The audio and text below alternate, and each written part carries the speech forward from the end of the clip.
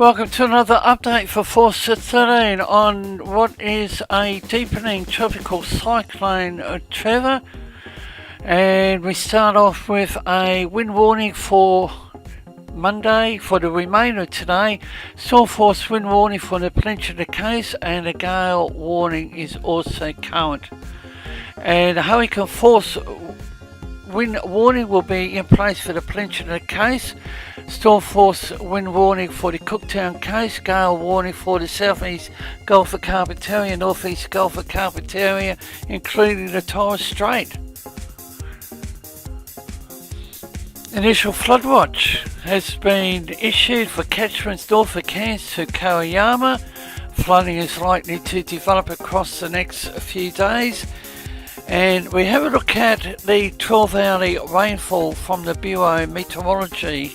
The rainfall scale is at the right hand side of the screen, and again look at that area in green through to the red and pink.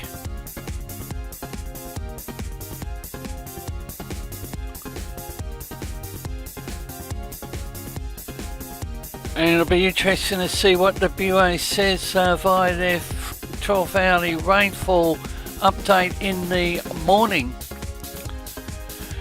And 20p, or tropical cyclone Trevor, 12.3 degrees south, 145 degrees east, maximum winds 50 knots, and minimum central pressure 985 millibars, and that is expected to drop.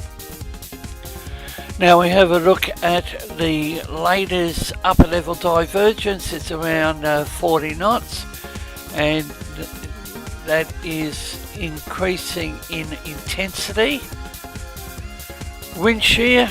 The wind shear has actually become slightly favourable for the cyclone. 24-hour shear tendency. Quite a bit of blue. You can actually see the icon marking where Trevor is, and it's currently a category 2 system. And the 850 millibar vorticity, the vorticity intensity scale is at the right hand side of the screen. Tropical cyclone Trevor may weaken as it crosses the northern peninsula during Tuesday night before entering the Gulf of Carpentaria later on Wednesday, where it will re-intensify into a tropical cyclone. Gales with gusts in excess of 90 kilometres an hour is expected to develop between Cape Greenville and Cooktown tonight. These gales may extend north to Orphan Ness during Tuesday if the cyclone takes a more northerly track. Destructive winds with gusts in excess of 125 kilometres an hour possible between the Cape Greenville and Cohen from Tuesday afternoon as the cyclone approaches the coast. The destructive core of tropical cyclone Trevor, with extreme gusts up to 205 kilometres an hour, may occur near the centre of as the cyclone makes landfall on Tuesday evening. Gales are expected to extend inland over the peninsula on Tuesday night as the cyclone moves inland, and may develop along the western peninsula coast between Thursday Island and Popperoo during Wednesday as Trevor re-intensifies in the Gulf of Carpentaria. Abnormally high tides are expected on Tuesday and Wednesday morning. High tides for far northeast Queensland coast, north of Port Douglas. As the cyclone crosses the coast, the storm tide is expected between Orford Ness, Cape Flattery. Large waves may produce minor flooding along the foreshore. People living in these areas are likely to be affected by flooding and should take measures to protect their property as much as possible and be prepared to help the neighbours. Heavy rainfall may lead to flash flooding is forecast to develop across the far north Queensland over the next few days, and the Bureau of Meteorology early this afternoon issued a flood watch for catchments north of Cairns to Koyama. And people between Orford Ness, Cooktown, including Leichhardt River, Cohen, should immediately commence or continue preparations, especially securing boats and property using available daylight hours. Now we have a look at the Bureau of Meteorology's current track chart, followed by a look at various tracks and the NOAA floaters.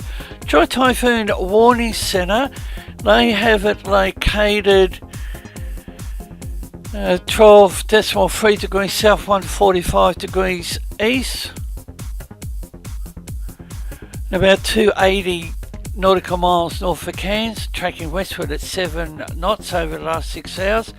Animated multispectral satellite imagery shows a large system in the Coral Sea that has quickly consolidated as extensive rain bands, mostly from the south, wrapped into a formative eye. The initial position is based with fair confidence based on the formative high in the MSI loop. The initial intensity of 50 knots is averaged from agency VOAG estimates of T3 45 knots to T3.5 55 knots, and the environment is favourable with low 5 to 10 vertical wind shear, excellent poleward outflow, warm at 28-29 Celsius sea surface temperatures. The tropical cyclone will track west-southwest along the northwest periphery of a subtropical ridge to the southeast, making landfall over the Cape York Peninsula around 24 hours and exiting into the Gulf of Carpentaria around the 48-hour mark. Afterward, the ensuing ridge is expected to recede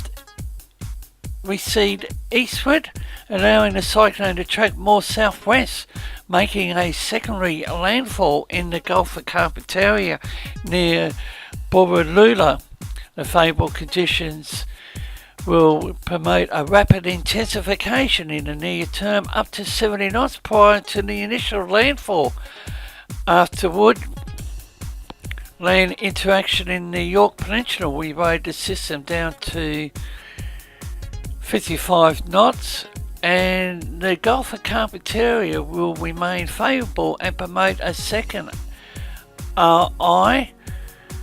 rapid intensification. However, significant uncertainty in the intensity forecasts, as small shifts in the track could greatly impact the intensity due to changes in the duration of land interaction and the timing of landfall.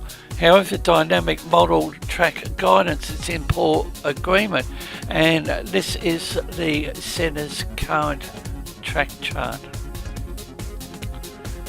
And that's the latest on Tropical Cyclone Trevor, and in the morning will be a Category 3 on the local scale, Category 2 on the Sanford Simpson Hurricane scale. And stay tuned to the main channel, including the Australian Oceania channel, for more updates on this system. You can follow Force 13's outlets, the website force13.com, our YouTube page youtube.com/Force13, on Facebook under the same name Force 13, and our Twitter handle, it's @Force13 if you wish to get in touch. You can also add Force 13 on Skype and my personal account on Discord, Fool13, at extension 9094.